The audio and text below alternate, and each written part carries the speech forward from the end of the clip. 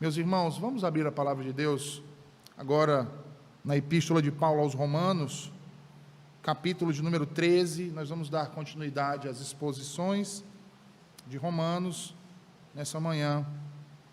E hoje nós faremos a exposição dos versículos 11 até o versículo de número 14, terminando assim o capítulo 13 da Epístola aos Romanos.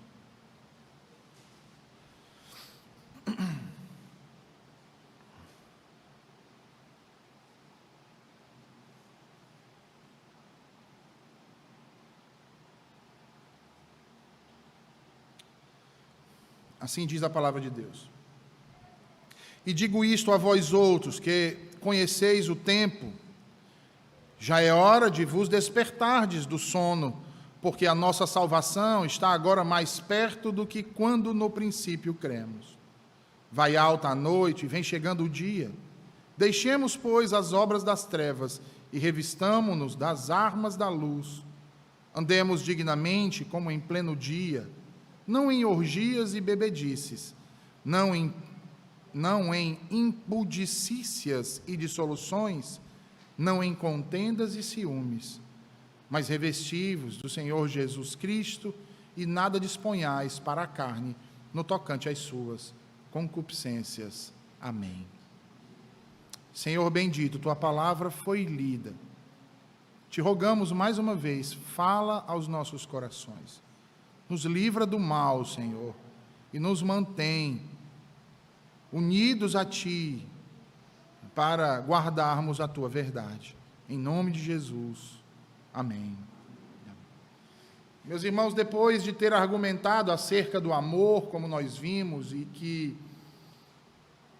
declarar que o amor cumpre a lei de Deus, inclusive depois de ter ordenado aos crentes a não deverem nada a ninguém, com exceção do amor, o apóstolo Paulo agora, mais uma vez, vai exortar os crentes de Roma à prática do Evangelho. Como dizia João Calvino, essas palavras escritas aqui pelo apóstolo Paulo são como os raios da vida celestial que começaram a brilhar sobre nós, ou seja, Calvino traça um paralelo nessa linguagem poética que ele utiliza para descrever que o que Paulo está falando aqui é acerca de tudo aquilo que foi dito por eles e que soa como o sol que pela manhã se ergue e a sua claridade começa a tomar toda a terra. Assim, os cristãos foram abençoados com as verdades do Evangelho e, portanto, devem passar a viver como pessoas que vivem em plena luz do dia. Ora, e por que então Paulo estaria falando dessas coisas? Por que então Paulo, mais uma vez, estaria exortando eles à prática da vida cristã? Nós já havíamos dito isso outras vezes, meus irmãos, quando falávamos que o Evangelho não pode existir nas nossas vidas apenas em nossas mentes, mas o Evangelho precisa ser vivido. Não existe piedade sem contentamento, e não pode haver contentamento nem piedade se não forem duas coisas práticas nas nossas vidas. É por isso então que aqui Paulo chama os crentes mais uma vez para serem prudentes, a viverem de maneira prudente, não praticando nada que seja desonroso ao nome de Deus, que quebre os seus mandamentos, que vá de encontro à sua verdade, que não sejam ofensivos, mas que tenham sempre a consciência que estão diante de uma grande nuvem de testemunhas, como diz o autor aos Hebreus, Que nos lembremos, meus irmãos, que a vileza de nossos corações está sempre à nossa frente. E uma vez que nos achamos continuamente diante dos olhos de Deus e de seus anjos, somos então intimados pelo próprio Senhor Jesus Cristo, o verdadeiro sol da justiça, a olhar sempre para o semblante de Deus diante dos nossos atos. E é por isso que precisamos viver o Evangelho. E é exatamente por isso que Deus, graciosamente, nos entregou o seu Evangelho. Para que através dele tivéssemos vida, irmãos. E vida em abundância. Logo, o Evangelho que nos foi entregue por Jesus Cristo, através de seus apóstolos e de seus servos, por meio dos séculos e dos séculos, é para ser vivido, é para ser praticado. E é exatamente isso que o apóstolo Paulo fez. E aqui, mais uma vez, ele passa então a nos exortar com exortações contundentes sobre como devemos viver o Evangelho. Observe aí, porque a primeira delas é que os crentes devem, para viver o Evangelho, primeiramente, despertar do sono. Veja aí o que ele diz no versículo de número 11 e 12. Ele diz: e digo isto a vós outros, que conheceis o tempo, já é hora de vos despertardes do sono. Veja, meus irmãos, o apóstolo Paulo inicia o seu discurso lembrando aos crentes que o tempo presente é o mais oportuno para a prática do Evangelho. Mas, reverendo, de onde o senhor tirou isso? Que Paulo está dizendo isso, que o tempo presente é o tempo mais oportuno para o Evangelho. Que presente? O dele ou o nosso? O presente. O tempo presente dos crentes. E de onde o senhor tira isso? Da expressão que ele utiliza, irmãos. Ele diz: conheceis o tempo. Observem aí que a palavra que Paulo utiliza aqui para tempo ou época não se refere ao tempo de modo geral, mas a um tempo que possui um significado distinto, uma época que é então marcada por questões práticas. É por isso então que em seguida ele vai nos conclamar a despertarmos do sono. Mas percebam que ele não apenas nos exorta a despertar, mas ele explica as razões para que isso ocorra, e para que isso ocorra sem nenhuma demora. É urgente que façamos isso. Veja aí, ele diz: porque a nossa salvação está agora mais perto do que quando primeiro cremos. Meus irmãos, o termo salvação que Paulo utiliza aqui nessa passagem, bem poderia ter sido utilizado num sentido de livramento, um sofrimento temporal. Principalmente se nós lembrarmos daquilo que o próprio Paulo diz quando escreve aos Filipenses, lá no capítulo 1 e versículo de número 19.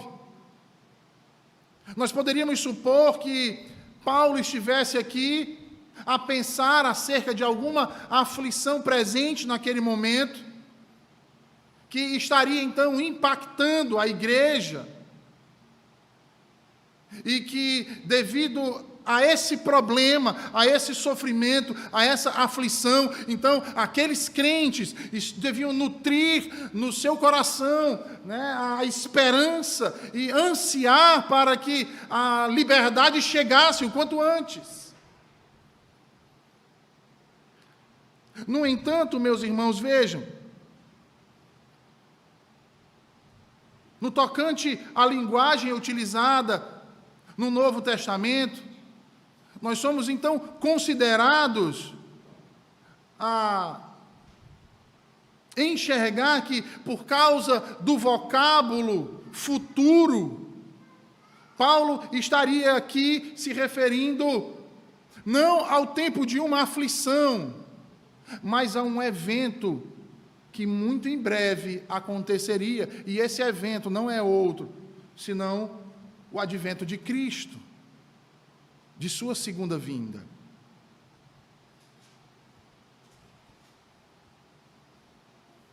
Por conseguinte, ao fim do processo de salvação, a qual o apóstolo diz estar mais próximo agora do que quando cremos no princípio,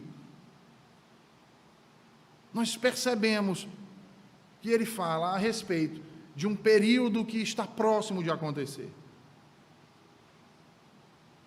Logo, há uma ênfase distintamente escatológica nas palavras de Paulo.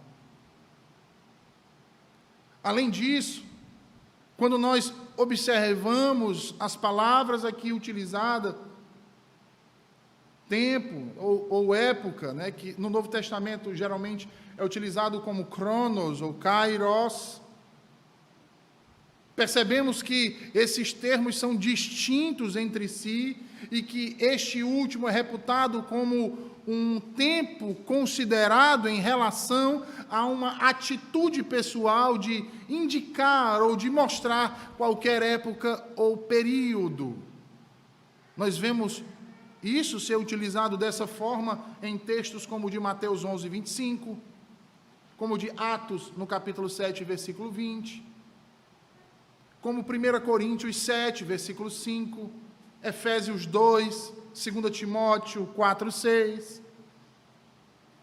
E aí, meus irmãos, percebam que, com bastante frequência, essa palavra é então usada para indicar um tempo específico e, consequentemente, um tempo determinado e apropriado para determinado evento, ou até mesmo deveres. E sendo assim, considerando tanto o contexto imediato como o contexto maior dessa passagem, nós temos a convicção de que Paulo estava pensando no tempo presente, no qual escrevia, mas que esse tempo presente estava apontando para o seu término, na consumação. Na verdade, ou melhor, Paulo estava se referindo à época final da história deste mundo. O período em que se torna iminente o complexo de eventos consumadores. Os últimos dias. E aí, com base nesta perspectiva, em referência ao lugar que esses leitores ocupavam na história, Paulo supõe então que eles estariam familiarizados com esse evento. E então ele passa a recordar a eles o significado disso, naquilo que concerne à prática da piedade, a serem vigilantes, irmãos. Lembram Jesus quando fala da parábola das virgens, de sermos vigilantes, porque Ele está às portas.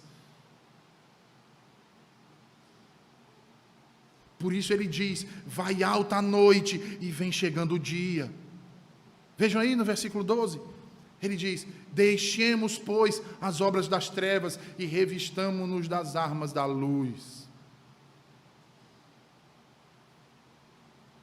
Sabe o que é que Paulo está dizendo aqui, irmãos?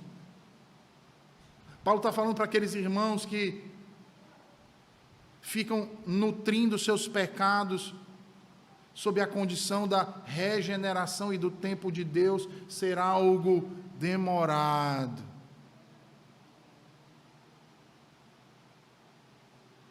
Né? Geralmente são aqueles irmãos que dizem assim, eu preciso mudar isso, eu tenho consciência que eu preciso mudar isso, mas isso vai ser mudado só no dia que Deus quiser.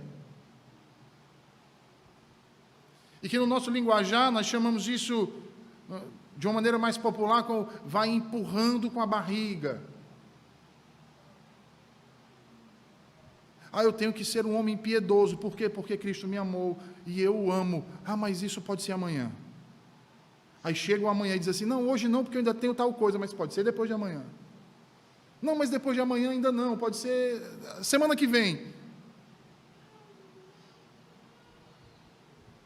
Vós sabeis, diz o apóstolo Paulo, é hora de vos despertardes do sono. Nós temos que parar, irmãos, de mentir para nós mesmos e principalmente para Deus.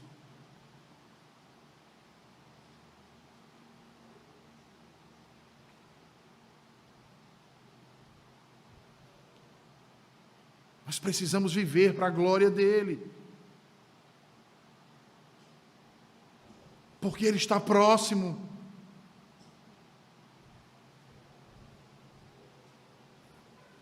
Lembre-se, Paulo está falando aqui, lembrando a eles, vocês têm um lugar de vocês na plenitude do tempo. Como ele escreveu aos Gálatas.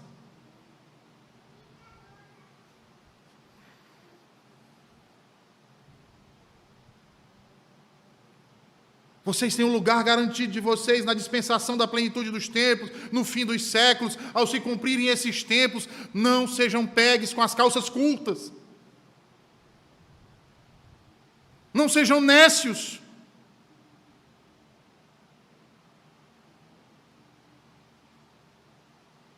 Não descansem nas irresponsabilidades, na falta de santidade, na busca por uma vida de piedade.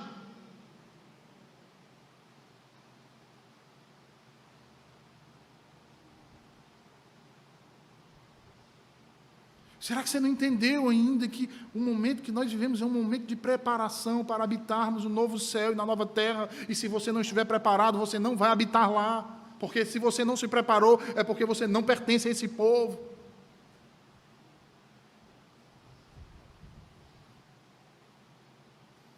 E eu sinto muito ele dizer que se você estiver dando com os ombros, enchendo a cara de birra como uma criança mimada,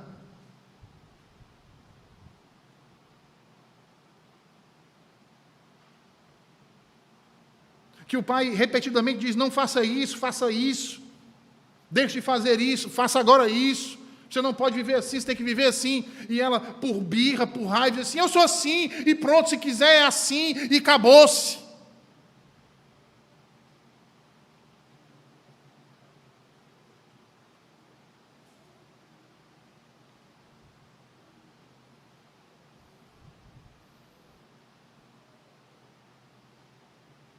Você precisa ter esse coração de pedra quebrado.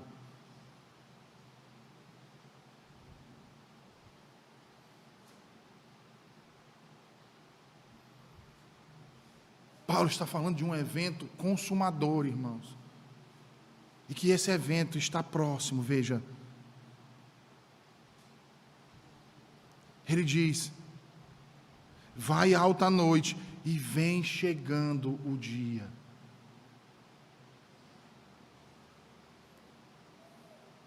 Certamente alguns aqui já devem ter visto isso, e quem não viu, eu aconselho, vejam, porque é lindo.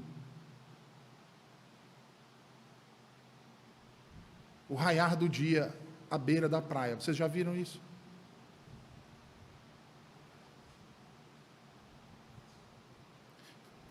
É tudo escuro.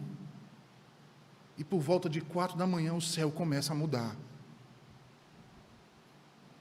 Ele perde a negritude e vai ficando amarronzado, acinzentado, alaranjado, e de repente surge o sol e os seus raios mostram a beleza de todo o universo num belo azul. É disso que o apóstolo Paulo está falando. Vai alta a noite, irmãos. O céu já está acinzentado.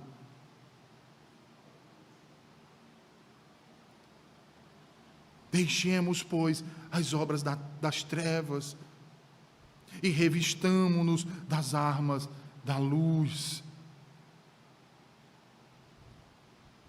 Está chegando rápido, irmãos. O dia em que será manifesta a glória de nosso grande Deus e Salvador Jesus Cristo.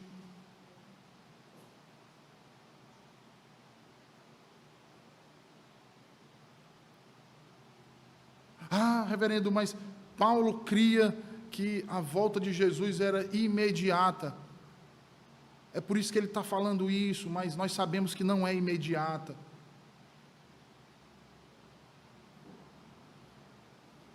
Observem que muitos têm advogado esse tipo de interpretação, de que não apenas Paulo, mas outros autores do Novo Testamento esperavam que o advento de Cristo ocorresse em pouquíssimo tempo. E de fato, meus irmãos, parece ser isso mesmo. Principalmente se nós tomarmos as epístolas mais antigas de Paulo, como por exemplo, as que foram escritas aos Tessalonicenses, que sugerem que na ocasião se pensava que o advento do Senhor Jesus Cristo poderia ocorrer dentro de poucos meses ou de poucos dias. E até mesmo que já havia ocorrido.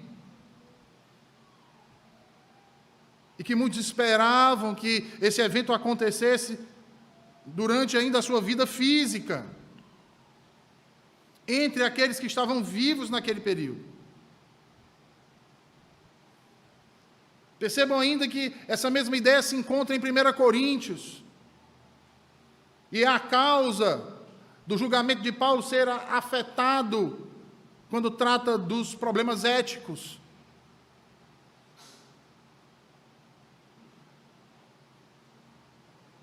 É notável, portanto, que nesta epístola não haja qualquer iminência do advento, exceto nesses poucos versículos aqui. E aí Paulo nutre o seu argumento aqui, independentemente de qualquer expectativa dessa ordem. Entretanto, nós precisamos ressaltar a ideia antiga da proximidade do dia do Senhor, que está intrínseca aqui nessa passagem, ressaltando as suas exortações morais.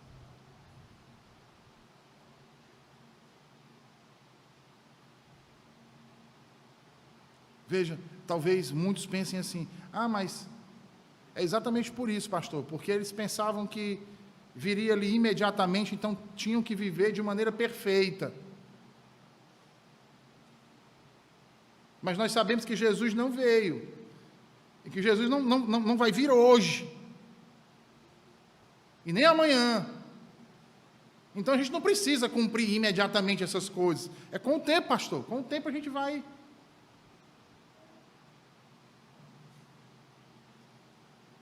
No mínimo, se você pensa assim, você está completamente equivocado.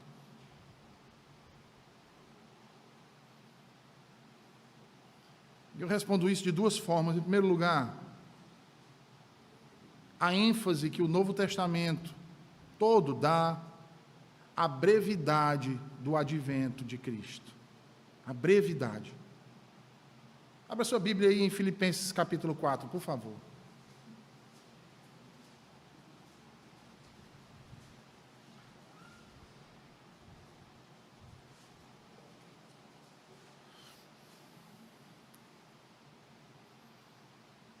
Seja a vossa moderação, versículo 5.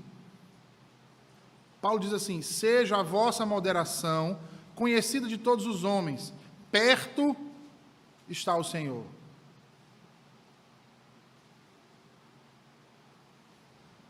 Eu não sei se tem algum irmão aqui mineiro. Não é o perto do mineiro não, viu, irmãos? Porque o perto do mineiro diz assim: é logo ali, bem pertinho. Dá para ir a pé? Dá sim. Aí você diz assim: tá, qual é a distância? Uns 10 quilômetros. Não é esse perto, não. Esse perto é bem próximo mesmo. É o perto do cearense. Agora vá para Tiago, capítulo 5, por favor. Tiago, capítulo 5.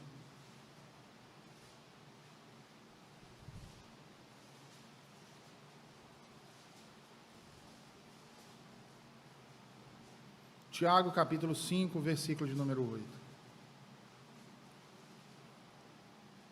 Versículo 8. Tiago diz assim: sede vós também pacientes e fortalecei o vosso coração, pois a vinda do Senhor está próxima. Agora vá para 1 Pedro, capítulo 4. Veja o que Pedro escreve no versículo 7. 1 Pedro, capítulo 4, versículo de número 7.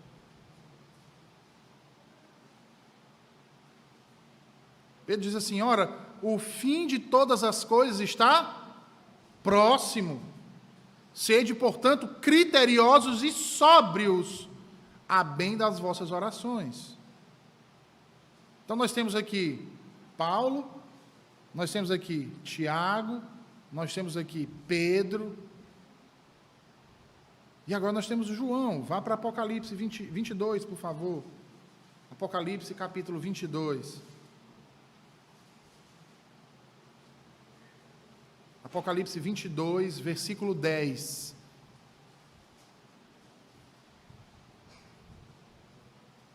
Veja o que João registrou da revelação que teve. Versículo 10 diz: disse-me ainda, não celes as palavras da profecia deste livro, porque o tempo está próximo. Agora veja o versículo 12, a ênfase: e eis que venho sem demora. Sem demora. Agora, nós não podemos cometer o erro, meus irmãos, que, por exemplo, cometeram os nossos irmãos em Cristo da Tessalônica. Nós não podemos cometer o erro de interpretar essa brevidade e essa iminência como algo expresso. Né? Abra sua Bíblia em 2 Tessalonicenses, por favor. 2 Tessalonicenses, capítulo de número 2.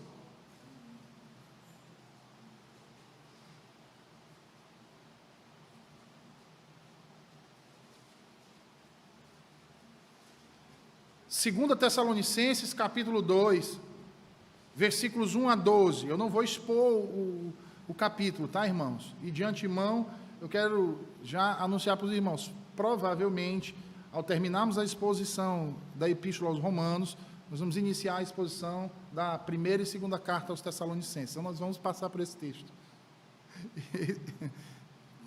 Expor esse texto, tá? Mas eu quero apenas que vocês entendam que nós não podemos cometer o erro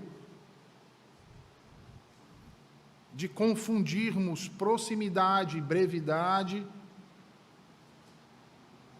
com iminência ou com imediatismo, ok? Não podemos. Veja o que diz Paulo aqui, ele diz assim: irmãos, no que diz respeito à vinda de nosso Senhor Jesus Cristo e a nossa reunião com Ele, nós vos exortamos a que não vos demovais da vossa mente com facilidade, nem vos perturbeis, quer por espírito, quer por palavra, quer por epístola, como se procedesse de nós, supondo tenha chegado o dia do Senhor.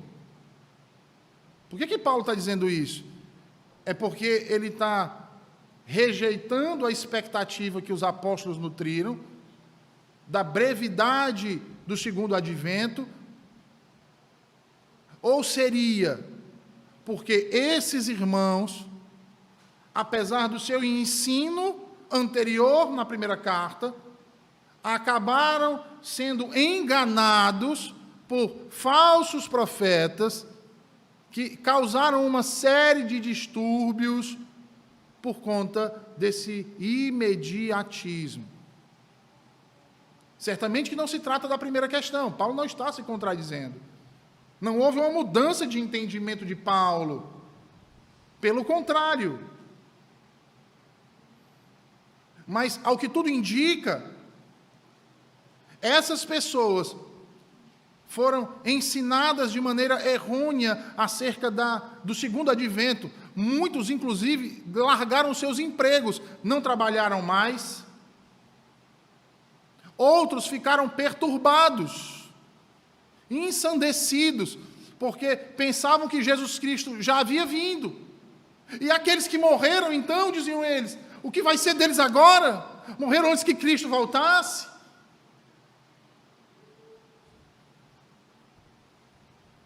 Então todos estavam aguardando pelo fim do mundo e se trancando em suas casas, se escondendo. Veja aí o que o apóstolo Paulo diz no versículo 3. Ninguém de nenhum modo vos engane, porque isto não acontecerá sem que primeiro venha a apostasia e seja revelado o homem da iniquidade, o filho da oposição, o qual se opõe e se levanta contra tudo que se chama Deus ou é objeto de culto, a ponto de assentar-se no santuário de Deus, ostentando-se como se fosse o próprio Deus.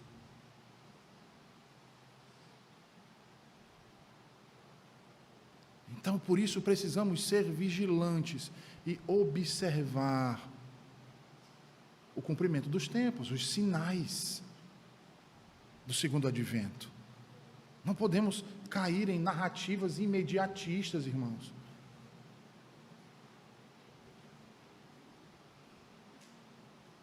Como muitos aí enlouqueceram.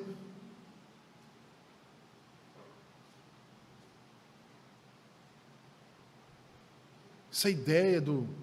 Vejam, quantas pessoas não estão ensandecidas com isso? Até os dias de hoje. O que dizer dos dispensacionalistas? Quem assistiu Deixados para Trás, tem uma amostra disso. Se você pegar esses livros aí, esses filmes, né, chamados de filmes evangélicos, que trata sobre o segundo advento, a volta de... é tudo imediatista. É tudo imediatista. Não observam o que diz a palavra, os sinais que apontam para isso.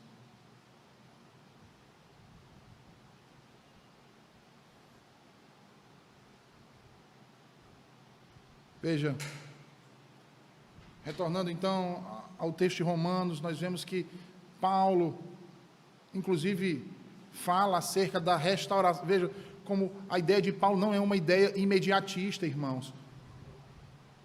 Porque nós vimos nas exposições aqui da Epístola aos Romanos, também nos capítulos 11 e 12, o desejo de Paulo em ver os seus irmãos judeus se convertendo, a salvação de todo Israel.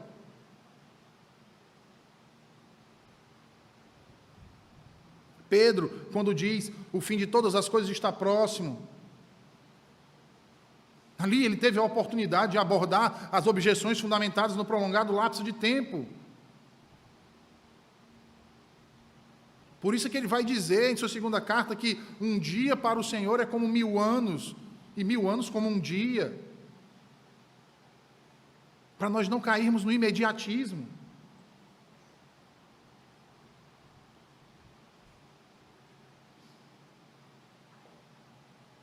Mas aguardarmos vigilantes e pacientes.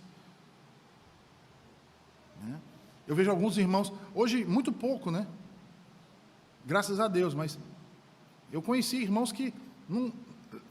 Eu perguntava assim, você já leu toda a Bíblia? Não, só li, pastor. Quer dizer, quase toda. Por quê? Porque eu não tenho coragem de ler o livro do Apocalipse. Eu não consigo nem dormir, pastor, quando eu escuto. Se a pregação é sobre Apocalipse, eu vou me embora.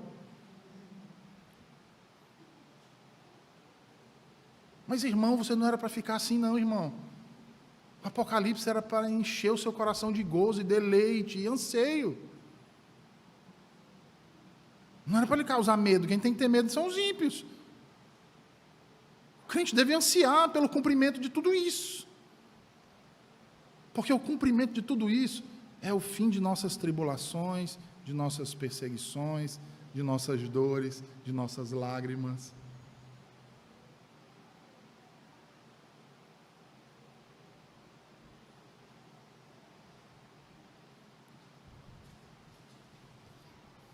Então vejam, meus irmãos, devemos observar essa perspectiva no tocante ao conceito do Novo Testamento, a respeito da proximidade do advento de Cristo. Logo, retornando aqui ao texto de Romanos, nós percebemos que Paulo está focando aqui nessa proximidade, dessa perspectiva profética. Ele não está estabelecendo cálculos cronológicos, como existe uma seita, né, que calculou não sei quantas vezes e errou em todas elas. Como outras seitas já erraram, inclusive cometendo verdadeiros genocídios.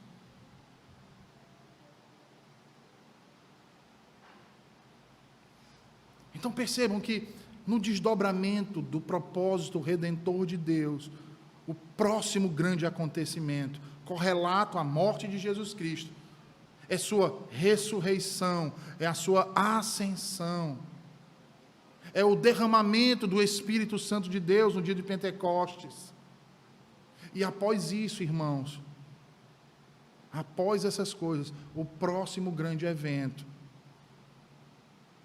é o de Jesus Cristo em glória, vindo nas nuvens, para julgar o mundo. É esse acontecimento que deve resplandecer no horizonte da nossa fé. Logo, não existe qualquer semelhança entre o tempo presente e esse evento redentor. Mas nesse sentido, ele está próximo. E isso é tão verdadeiro quanto na época em que Paulo escreveu aos Romanos. Em segundo lugar, eu ainda digo a vocês que no correspondente a essa proximidade do dia, nós temos exatamente essa expressão de Paulo aqui: vai alta a noite. E é lógico que ele está contrastando aqui, né? Dia e noite. A noite caracterizada pelas trevas, o dia caracterizado pela luz. A luz de Deus raiou nos nossos corações. Devemos abandonar aquilo que pertencia ao maligno e aos seus súditos, porque agora pertencemos a outro reino. E a vinda de Jesus é representada aqui como aquilo que traz à plena luz as coisas que estavam ocultas nas trevas.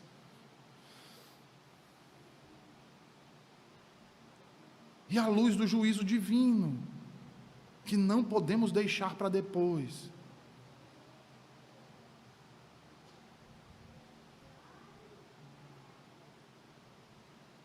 Como dizem, não deixe para amanhã o que se pode fazer hoje. Amanhã pode ser tarde demais. Tarde demais. Ainda, no que concerne ao resplendor dessa luz, tudo que antecede o glorioso advento de Cristo é constituído de trevas. Por isso é que Paulo chama de a noite. Este século é aquilo que antecede a segunda vinda de Cristo. E ele está em contraste com esse século vindouro, ou era vindoura. Este século é mau, o vindouro é bom.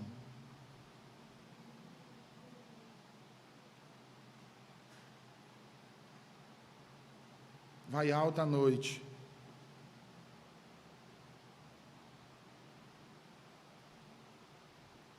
E a noite aqui está associada a este século. Mas o sol da justiça raiou e penetrou as trevas e iluminou. E a alusão disso que Paulo fala aqui, meus irmãos, é para destacar a respeito das verdades do nosso coração. Veja que sono, noite, trevas, eles estão relacionados com as nossas ações, com as nossas atitudes. Ao contrário da luz, do dia e das ações. Entendem? A verdade de Deus estava oculta aos nossos olhos, mas agora a luz raiou, eu enxergo, mas eu não estou mais dormindo para estar inativo, pelo contrário, agora a luz do dia é o momento em que eu trabalho, é o momento em que eu me esforço, é o momento em que eu ajo, é o momento em que eu pratico todas as ações, que eu vejo, que eu sei.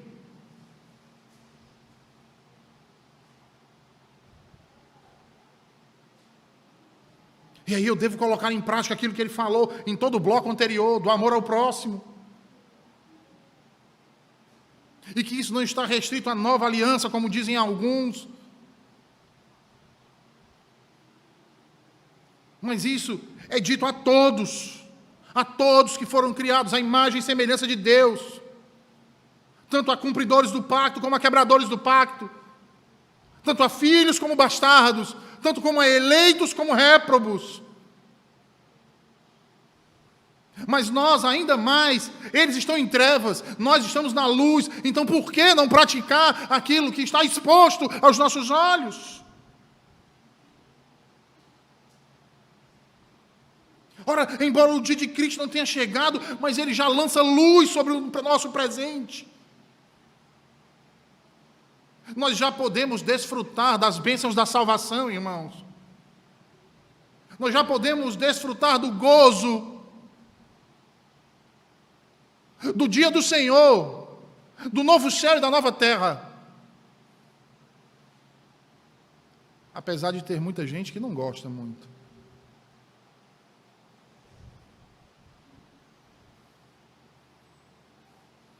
Mas até isso nós já podemos desfrutar.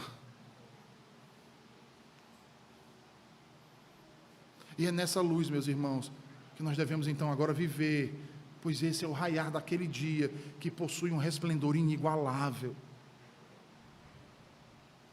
É chegada a hora de despertarmos para a realização desse fato, de acordarmos do torpor espiritual, nos despirmos das vestes apropriadas ao sono e nos revestirmos das armas que convêm às tarefas deste período da história da redenção. Vejam, cada dia no calendário nos aproxima do dia da salvação final. E posto que a vida no corpo é o elemento decisivo quanto às questões eternas, o evento da morte física indica a cada indivíduo quão breve é o período anterior ao advento de Cristo.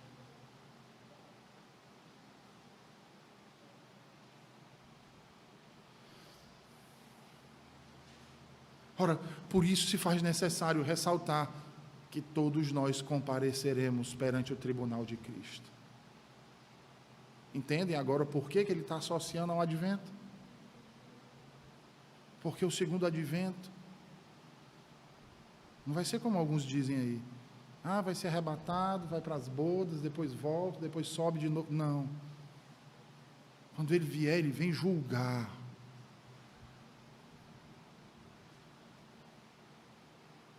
E ele está pronto para julgar vivos e mortos. Eleitos e não eleitos. Logo, ser indulgente às obras da carne contradiz a fé e a esperança do crente. Entende? Você continuar mantendo os seus pecadinhos, que ninguém vê, que ninguém sabe, mas que você sabe, se contrapõe a essa expectativa. Por quê? Ora, porque as obras das trevas são aquelas práticas que pertencem e caracterizam as trevas.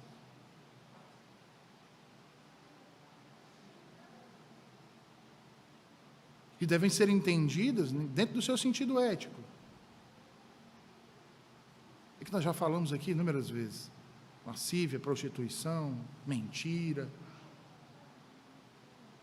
Já as armas da luz, de igual modo, devem ser entendidas também eticamente, sugerindo, mediante os termos que são empregados, que a vida do crente é o bom combate da fé.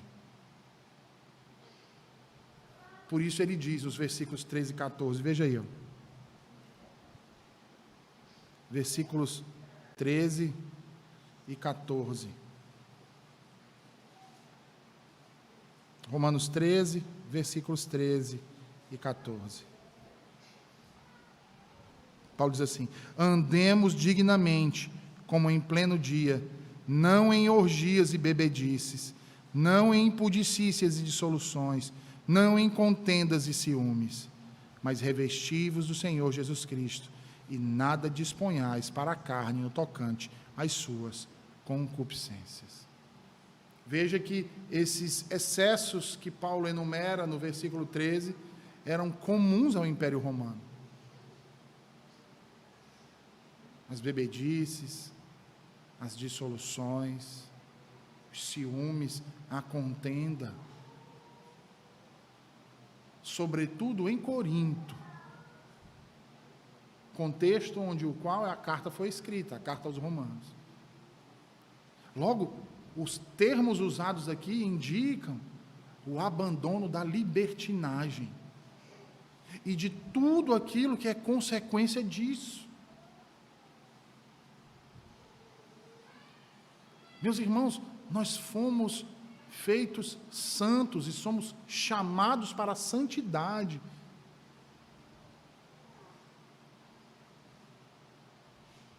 Das trevas para a luz. E não o contrário. O que faz com que a exortação positiva do versículo 14 destaque exatamente a questão do senhorio de Cristo. Quando ele fala que devemos nos revestir dele. E você já percebeu que a dificuldade que o meio evangelical tem de viver uma vida piedosa e de ser santo como Deus é santo e de buscar a santidade, esbarra exatamente isso na questão do senhorio de Cristo? Porque dizer que ama Jesus, qualquer um diz, mas tê-lo como seu Senhor?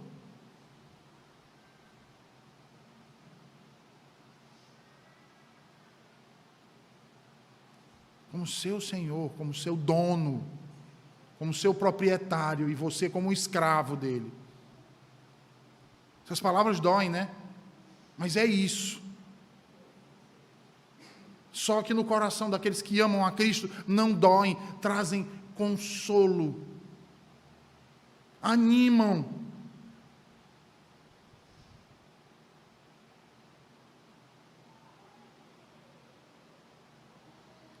Como dizia Agostinho, escraviza o meu coração a ti, Senhor.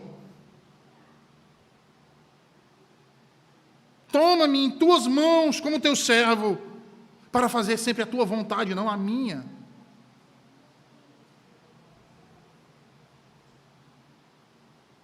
Mas tem tanto crente torcendo o nariz para isso. Veja, em outros textos bíblicos, Paulo fala também de nos revestirmos do novo homem. Veja aí, Efésios 4, 24, por favor. Efésios capítulo 4, versículo 24.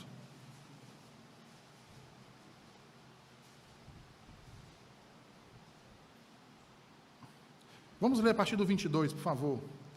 Paulo diz assim: no sentido de que, quanto ao trato passado, vos despojeis do velho homem, que se corrompe segundo as concupiscências do engano, e vos renoveis no espírito do vosso entendimento, e vos revistais do novo homem, criado segundo Deus, em justiça e retidão, procedentes da verdade.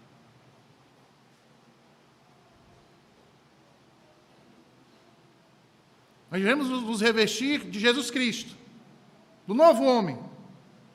Mas Paulo também vai usar uma outra linguagem. Avance aí, ainda na epístola aos Efésios, vá lá para o capítulo 6, por favor. Veja aí o que ele diz no versículo 11.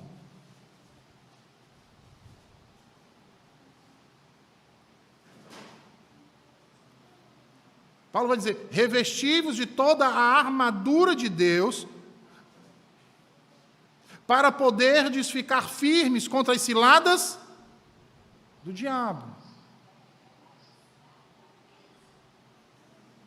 Aí no versículo 12 ele diz: porque a nossa luta não é contra sangue e carne, e sim contra principados e potestades, contra dominadores deste mundo tenebroso, contra as forças espirituais do mal nas regiões celestiais. E aí ele vai falar quais são os utensílios dessa veste, da armadura de Deus. Não é assim? Veja aí, ele vai dizer: portanto, tomai toda a armadura de Deus para que possais resistir no dia mau. cingindo-vos com a verdade, vestindo-vos com a couraça da justiça, calçai os pés com a preparação do evangelho da paz, embraçando sempre o escudo da fé, com a qual podereis apagar todos os dardos inflamados do maligno.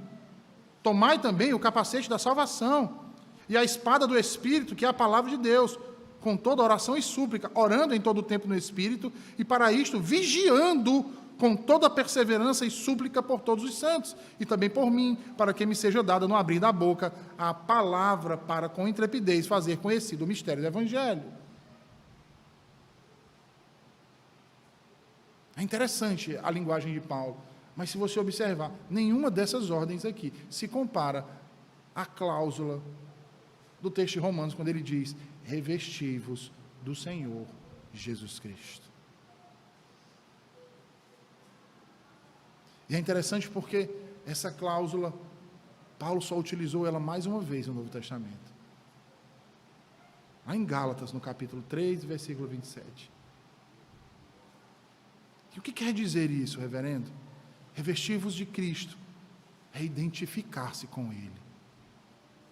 Não somente em sua morte, mas também em sua ressurreição. Significa estar unido a Ele, ser semelhante a Ele, em sua vida ressurreta. Veja, o título completo, Senhor Jesus Cristo, enfatiza a inclusividade envolvida nessa exortação. Nada menos é esperado, irmãos, dos cristãos a quem Paulo escreve, não somente aos de Roma no primeiro século, mas a toda a cristandade. O ato de rejeitar completamente o pecado, tomando para si a perfeição de virtude e de pureza exibidas em Jesus Cristo. É isso que é exigido de nós. É isso que Paulo está os exortando. É para isso que ele está nos ensinando. Quando nós pensamos em Cristo e o enxergamos santo, imaculado, é que nós conseguimos perceber o contraste que ele dá no versículo 13, quando ele fala do pecado, das impudicícias, e o padrão do versículo 14. Veja, a negativa, irmãos, é tão exclusiva quanto a parte positiva é então inclusiva. Nós, como crentes em Jesus Cristo, não devemos, não podemos e não iremos nos envolver em qualquer atitude para a satisfação de nossa carne. E a carne aqui, mais uma vez, eu volto a dizer, não estou falando do corpo físico, mas a carne como instrumento de inclinações pecaminosas, nossa velha natureza. Não é a ela que devemos atender. Não a velha natureza humana herdada de Adão, mas a nova natureza divina do Santo Espírito de Deus que habita em nós.